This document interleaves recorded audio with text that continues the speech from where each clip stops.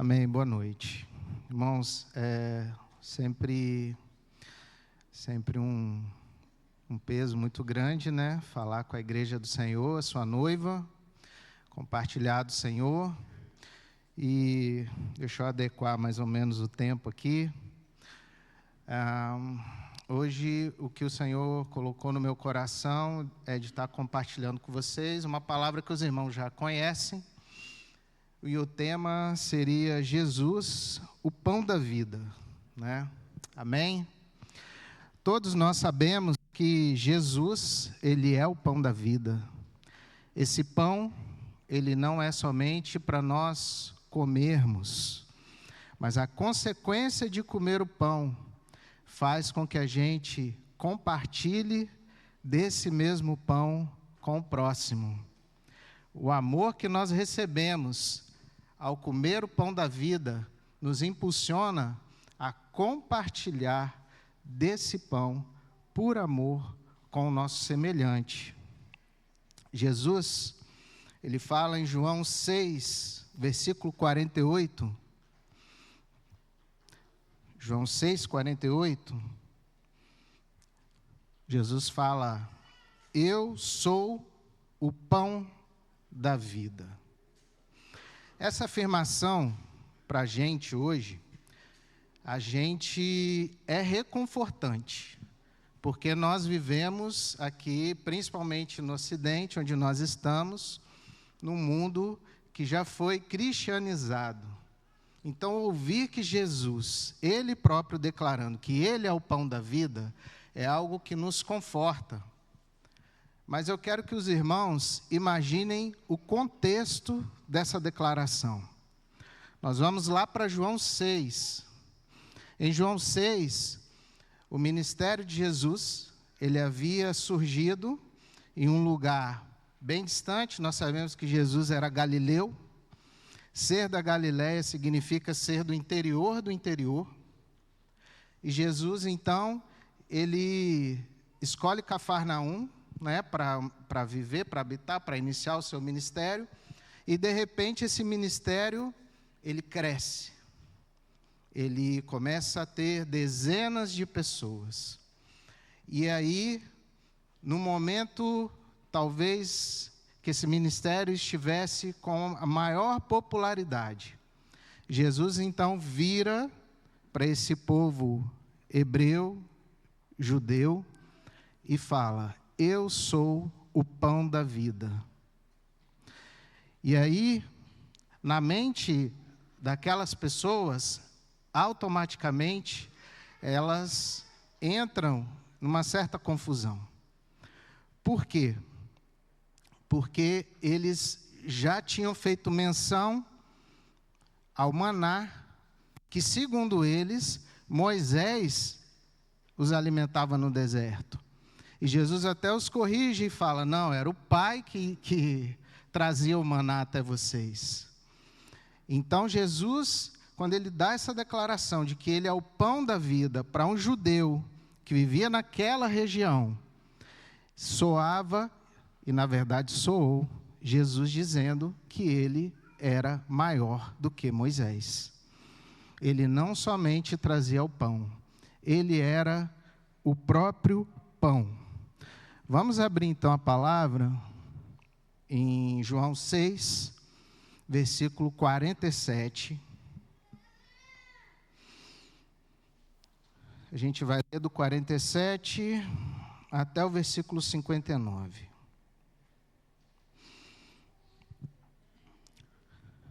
Jesus fala assim então: em verdade lhes digo, quem crê em mim tem a vida eterna. Eu sou o pão da vida. Os pais de vocês comeram maná no deserto e morreram. Este é o pão que desce do céu, para que todo o que dele comer não pereça. Eu sou o pão vivo que desceu do céu. Se alguém comer deste pão, viverá eternamente. E o pão que eu darei pela vida do mundo é a minha carne. Então os judeus começaram a discutir entre si, dizendo: como é que este pode nos dar a sua própria carne para comer? Jesus respondeu: em verdade lhes digo que, se vocês não comerem a carne do Filho do Homem e não beberem o seu sangue, não terão vida em vocês mesmos. Quem come a minha carne e bebe o meu sangue tem a vida eterna, e eu o ressuscitarei no último dia. Pois a minha carne é verdadeira comida, e o meu sangue é verdadeira bebida. Quem come a minha carne e bebe o meu sangue, permanece em mim, e eu permaneço nele. Assim como o Pai que vive me enviou, e igualmente eu vivo por causa do Pai, também quem de mim se alimenta viverá por mim. Este é o pão que desceu do céu, em nada semelhante àquele que os pais de vocês comeram, e mesmo assim morreram. Quem comer este pão viverá eternamente. Jesus disse essas coisas quando ensinava na sinagoga de Cafarnaum. Amém? Irmãos, é interessante quando o texto, só um parênteses aqui, no versículo 59, quando diz que Jesus disse essas coisas quando ele ensinava na sinagoga em Cafarnaum. Irmãos, isso que nós fizemos aqui hoje, esse ato memorial, que é a ceia, e não somente memorial, mas também espiritual, ele é algo muito relevante, no sentido de que, quando lá os primeiros cristãos, eles se convertiam, e dada a perseguição que era feita para quem se convertia, o hebreu, quando ele se convertia, ele era expulso da sinagoga, e isso representa algo assim muito relevante para a vida, porque a sinagoga era o centro da vida social do judeu. Então a sinagoga não era somente um lugar no qual se estudava a palavra ou se faziam orações. Na sinagoga se faziam negócios, a vida acontecia. Na sinagoga era onde os casamentos eram ajustados.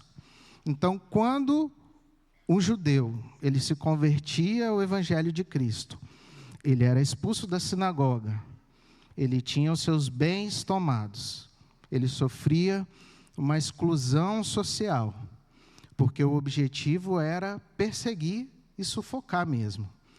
E aí, quando por causa dessa grande perseguição que esses irmãos sofriam, eles, entre aspas, se arrependiam, eles tinham que voltar, mas para ser reintegrado à sinagoga, eles precisavam fazer uma declaração pública, uma retratação pública. E essa retratação pública, ela envolvia 3 atos.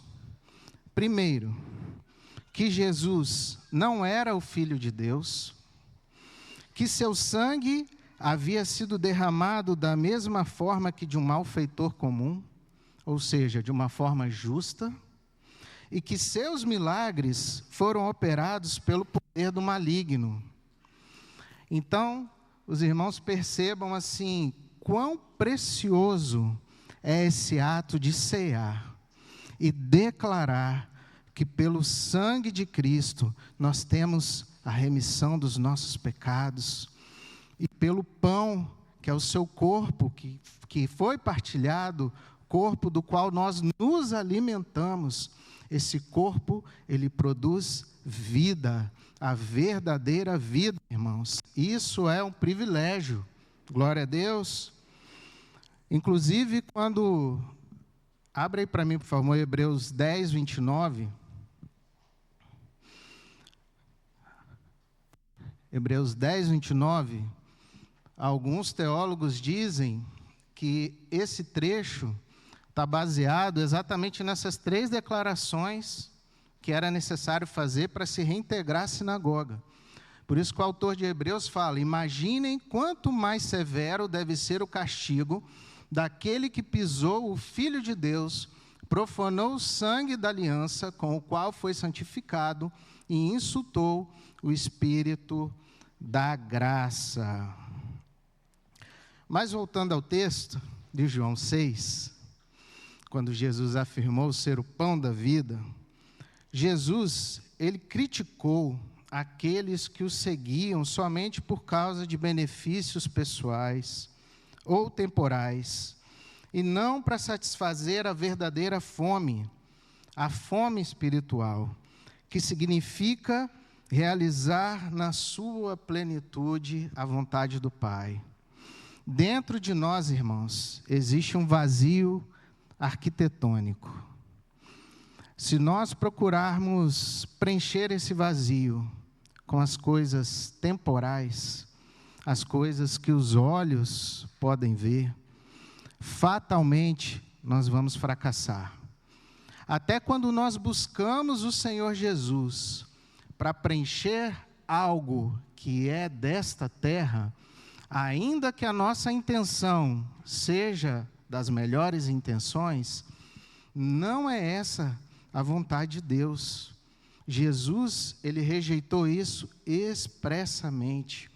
Jesus, ele já nos ofereceu, ele quer nos oferecer um alimento do qual nós não voltaremos mais a sentir fome.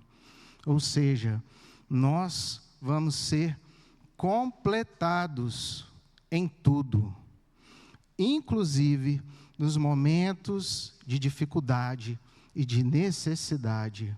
Nós não teremos falta do Senhor. Quando Jesus foi crucificado,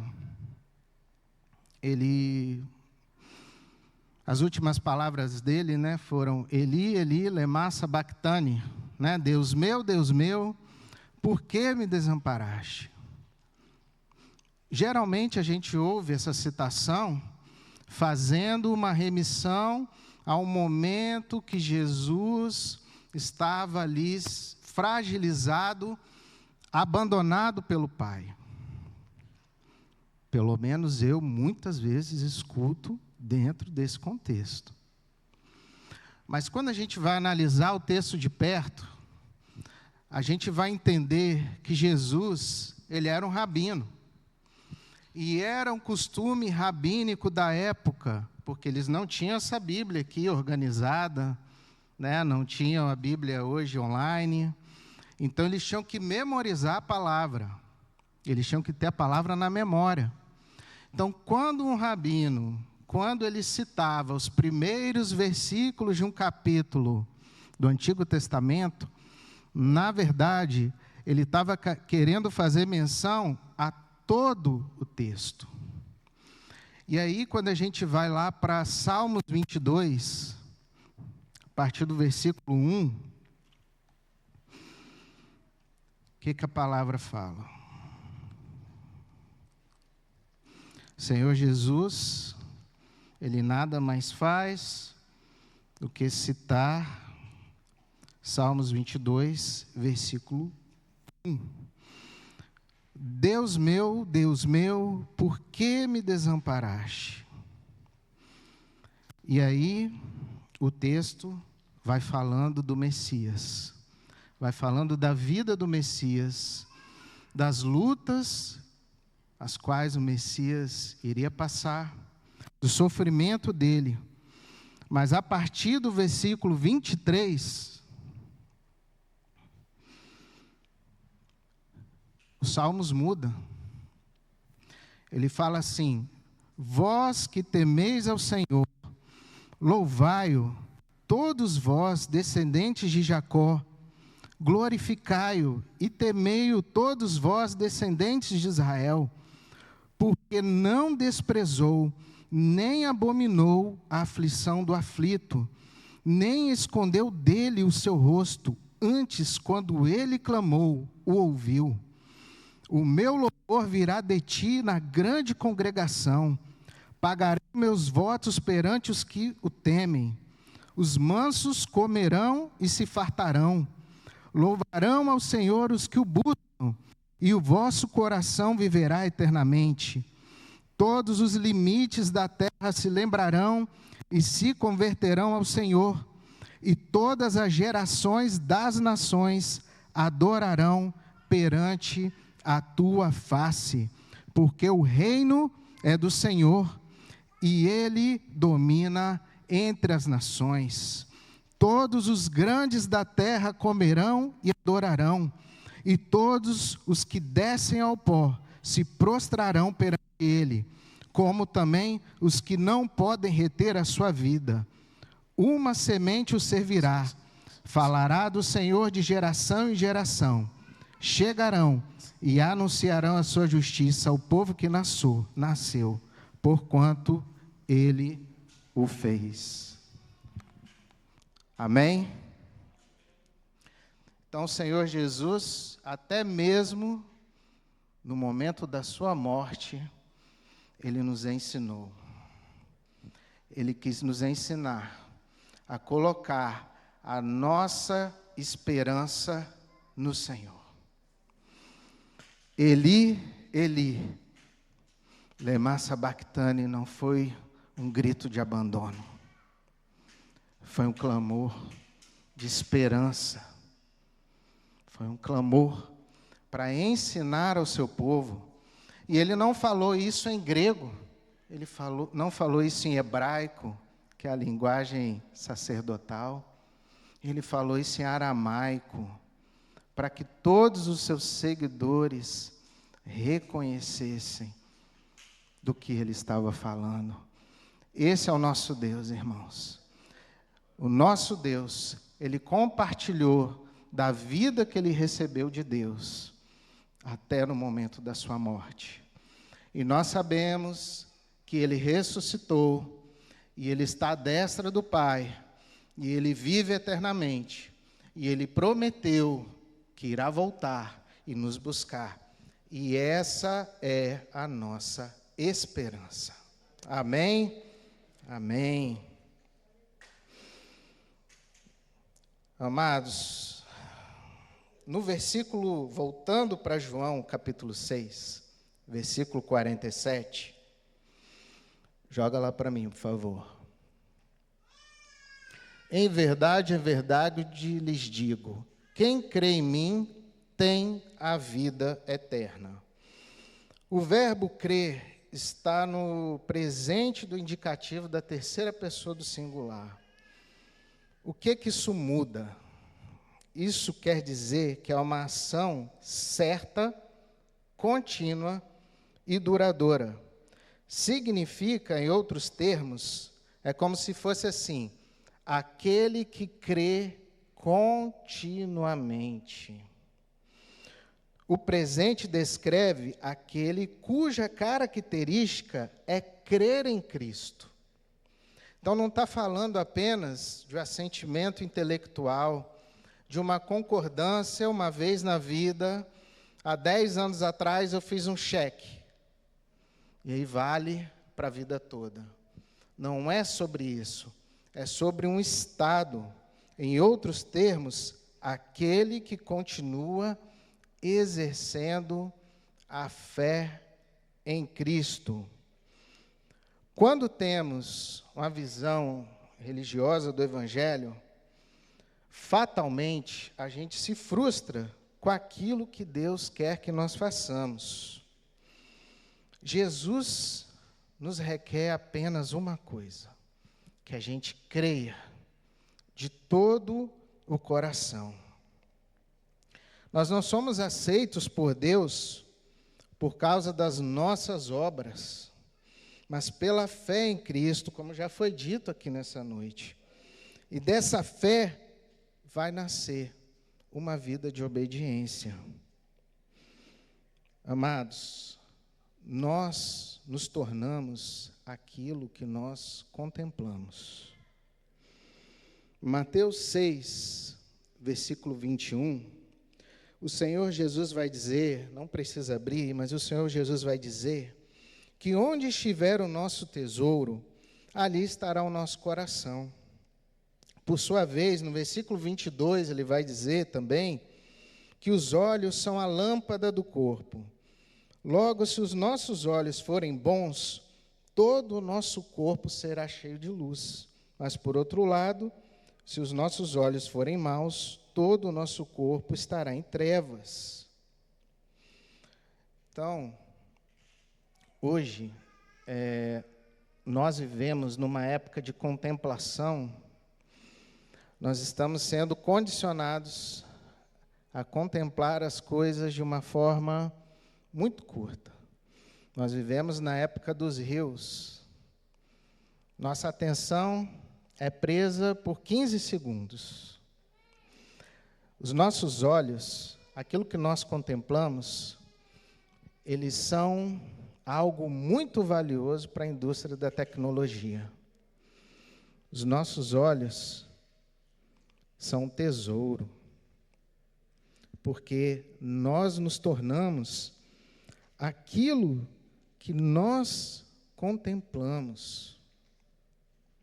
Mas a palavra, ela vai dizer que se nós contemplamos o Senhor, nós cremos no Senhor continuamente, diariamente, dessa forma como o texto bíblico, como o Senhor nos ensina, nós vamos nos tornar semelhantes a Ele, de glória em glória.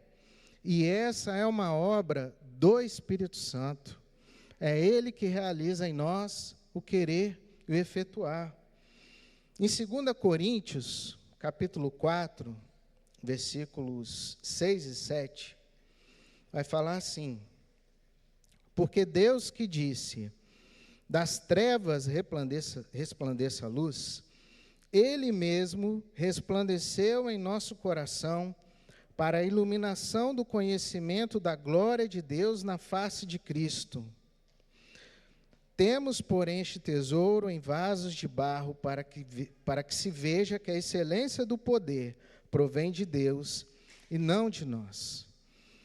Paulo faz aqui uma referência a Gênesis, quando Deus ele traz as coisas invisíveis à existência pelo poder da sua palavra. Então, da mesma forma que Deus disse, haja luz e houve luz, Ele faz com que cada um aqui seja iluminado a partir dessa revelação de conhecer Deus pela face de Cristo. A palavra, ela nos afirma que ninguém jamais viu a Deus, senão aquele que Ele enviou. É o que Jesus declara. Portanto, nós podemos contemplar o Pai na face de Cristo. A nós é dado este tesouro, essa bênção, essa riqueza, em vasos de barro, para que ninguém se glorie. Um vaso de barro, ele é frágil. Essa revelação, portanto, ela provém do Espírito Santo. E com esse coração, então, iluminado pelo Pai, nós contemplamos a glória do Senhor e somos conformados, como eu já disse, de glória em glória, à sua semelhança. É o que vai dizer 2 Coríntios, capítulo 3, versículo 18. Vai dizer assim: e todos nós, com o rosto descoberto, contemplando a glória do Senhor, somos transformados de glória em glória, na sua própria imagem, como pelo Senhor, que é o Espírito. Deus, portanto, não se conforma somente em nos trazer a revelação da pessoa de Cristo, mas Deus quer nos transformar de glória em glória em sua própria imagem, irmãos. Amém?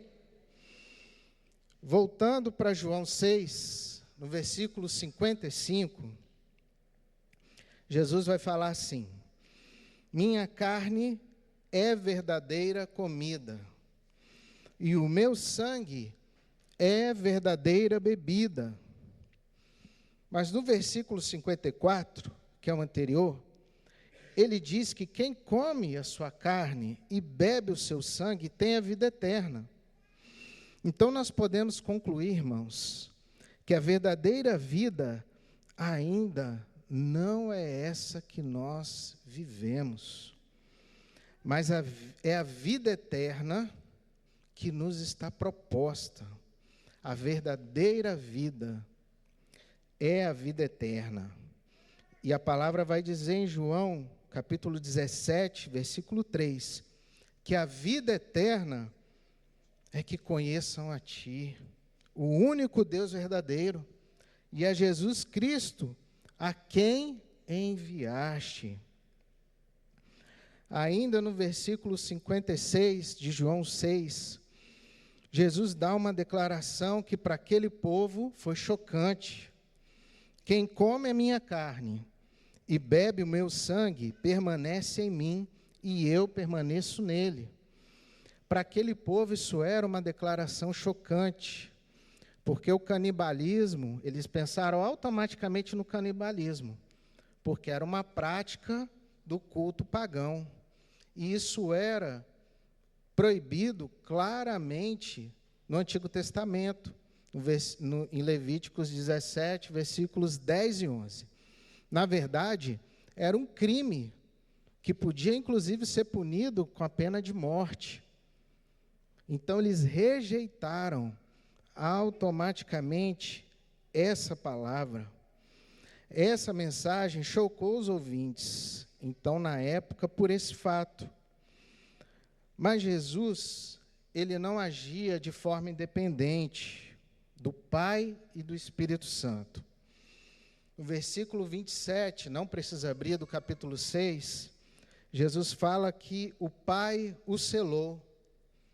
É uma referência clara à descida do Espírito Santo sobre ele, a declaração do Pai de que ele é o Filho amado em quem ele tem prazer, a declaração de João Batista que diz, eis o Cordeiro de Deus que tira o pecado do mundo, e uma referência também à vida de Jesus, que realizou vários milagres e feitos pelo poder do Espírito Santo. E no versículo 57 do capítulo 6, Jesus vai dizer assim, assim como o Pai que vive me enviou, igualmente eu vivo por causa do Pai.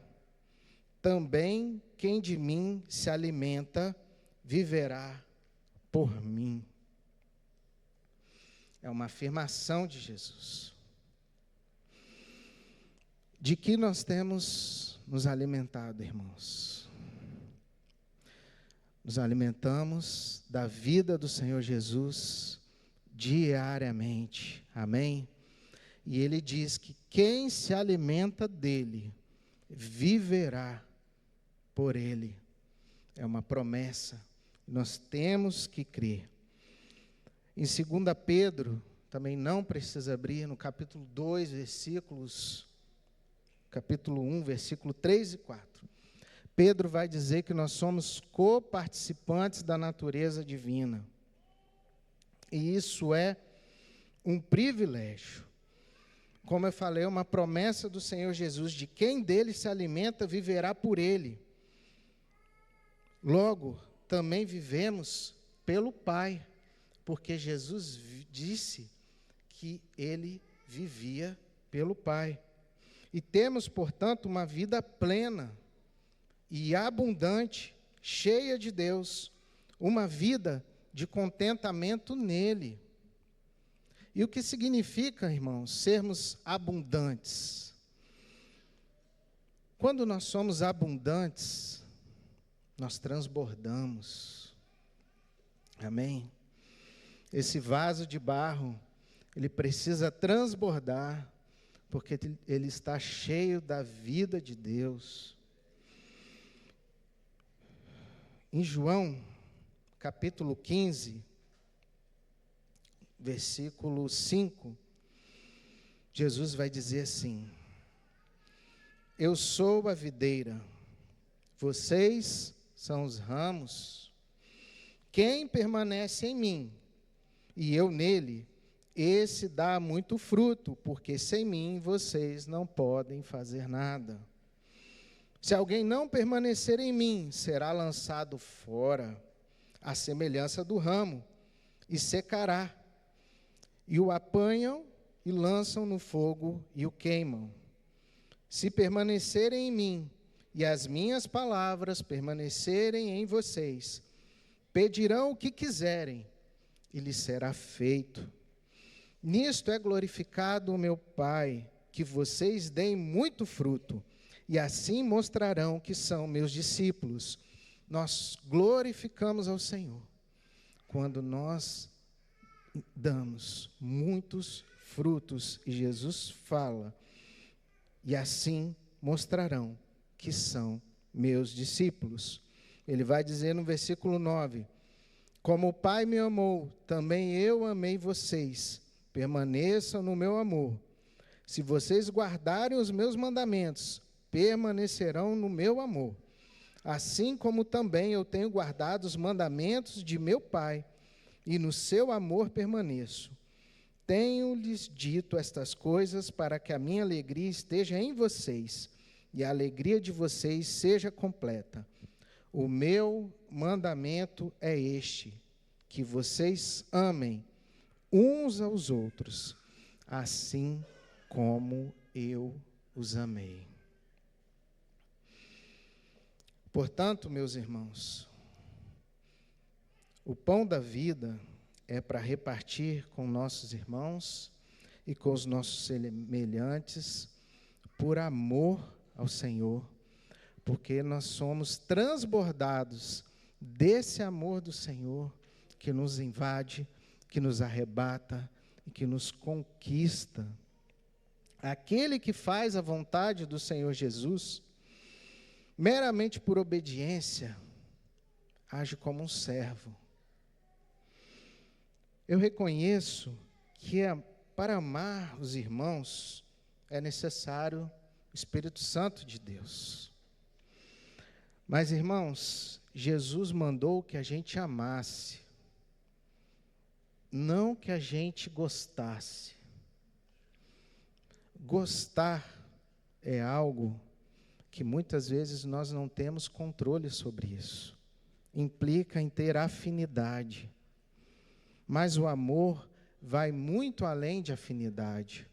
O amor é uma atitude, é uma disposição concreta de coração, de fazer o bem, ainda por aqueles com os quais nós temos dificuldade. Amor é uma posição. Não se trata aqui, irmãos, de uma conduta hipócrita, ou seja, da gente com o nosso coração,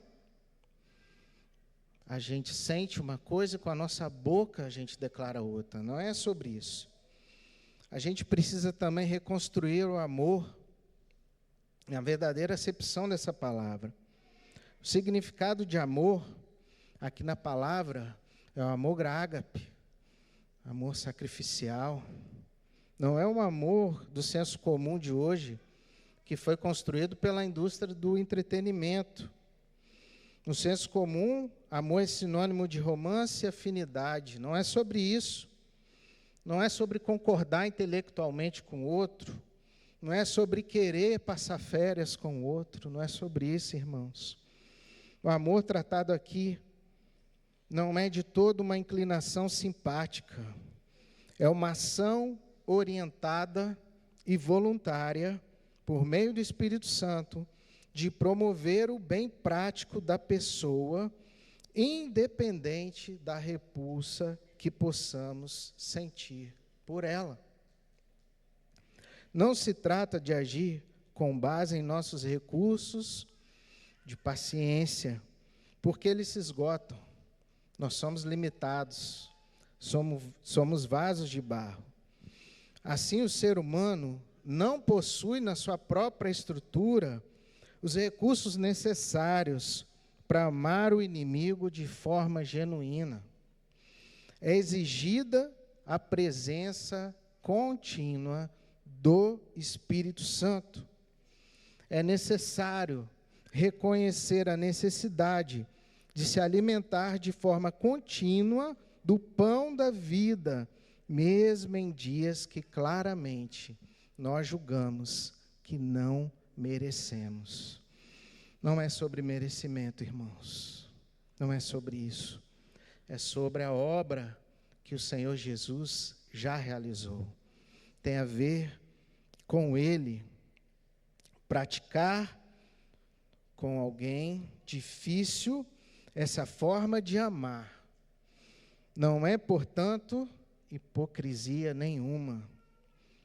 É redistribuir a vida que nós recebemos de forma misericordiosa e sem merecer, é retribuir ao próximo aquilo que nós recebemos gratuitamente, pela graça de Deus. Nós vivemos numa época de distrações massivas. A nossa atenção, como eu já falei, é o recurso financeiro extremamente valioso. Meus irmãos, o que as nossas contemplações e focos diários estão construindo silenciosamente dentro de nós? É uma pergunta que nós precisamos fazer.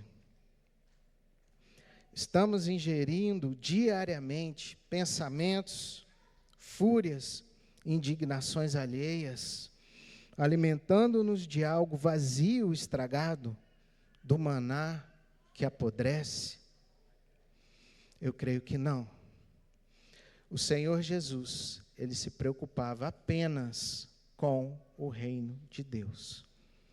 A única causa com a qual Jesus se envolveu nesta terra foi com o reino de Deus. Ou nós estamos escolhendo a cada dia investir no alimento profundo que nos capacita a amar quem nós não temos afinidade. Estamos nos alimentando daquilo que nos constrói para a vida eterna, ou estamos a nos empanturrar com maná superficial, que amanhã nos deixará vazios, com mais fome do que antes. Era isso que o povo procurava nessa passagem de João, capítulo 6, a maioria do povo. Tanto que depois eles abandonaram Jesus. Mas aqueles que permaneceram, a maioria, foi fiel até o fim. E foi por isso que Pedro falou: para onde iremos, se só tu tens as palavras de vida eterna? No capítulo 6, ainda de João, no versículo 58, Jesus afirma que quem comer o pão da vida viverá eternamente. Mas nos versículos 39 e 40, ele faz uma declaração muito mais forte. Ele fala assim: e a vontade de quem me enviou é esta, que eu não perca nenhum de todos os que ele me deu. Pelo contrário, eu o ressuscitarei no último dia.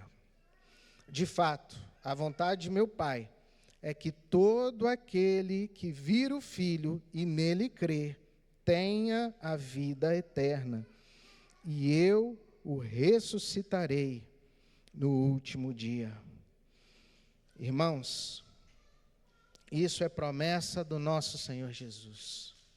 Ele há de cumprir. Ele há de cumprir. E Ele nos deixou uma garantia de que Ele cumprirá isso. Essa garantia é o Espírito Santo de Deus. O Espírito Santo que fala aos nossos corações, que age por meio de nós, que nos torna coparticipantes dessa natureza, que faz com que nós comamos desse pão que gera a verdadeira vida e que nos move por amor a compartilhar dessa verdadeira vida com o nosso próximo, mesmo aquele com o qual nós não temos afinidade. Em Efésios, capítulo 1, versículos 13 e 14. O apóstolo Paulo vai dizer sobre aqueles fiéis que ouviram a mensagem do Evangelho e creram. Ele vai dizer o seguinte, sobre o Evangelho: nele também vocês, depois que ouviram a palavra da verdade, o Evangelho da salvação, tendo nele também crido, receberam o selo do Espírito Santo da promessa. No versículo 14 ele vai dizer: o Espírito é o penhor da nossa herança, até o resgate da sua propriedade, em louvor da sua glória. O Espírito Santo é a nossa garantia.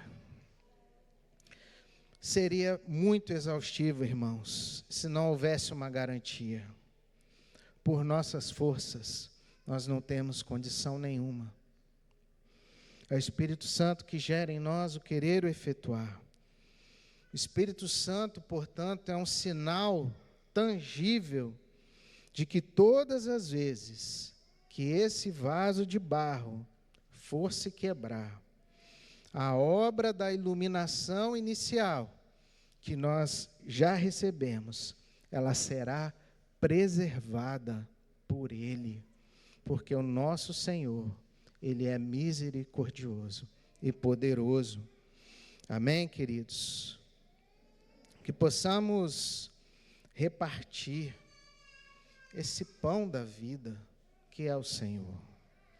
Que possamos repartir da vida de Cristo uns com os outros, como fizemos hoje aqui, nesse momento de ceia, que seja algo que faça parte, assim, naturalmente do nosso dia a dia, que essa verdadeira vida que nós recebemos de Deus, esse pão que nos alimenta, do qual nós não temos mais fome, que nós possamos ser compungidos a alimentar o nosso próximo, o nosso irmão, a amar o nosso irmão verdadeiramente, não porque nós temos afinidade, mas o amor que nos traga uma entrega total, que esse amor ágape que nós recebemos, haja dentro de nós e nos impulsione para revelar Cristo em nossa face, porque é esse o propósito de filiação. O propósito da filiação não é simplesmente nos salvar, mas revelar Cristo através de nós, meus irmãos. E nós temos, então, como garantia, o Espírito Santo de Deus que age em nós e por meio de nós. Porque nós fomos alimentados em Cristo, devemos repartir Cristo ao próximo, por meio do amor. Amém? Amém? Vamos orar. Amém.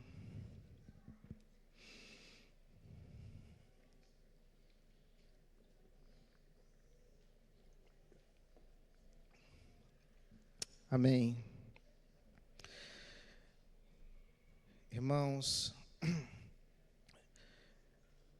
eu quero que você pense agora, nesse momento que o Senhor Jesus estava ali na cruz, nos momentos do seu último suspiro, e Ele declarou ali: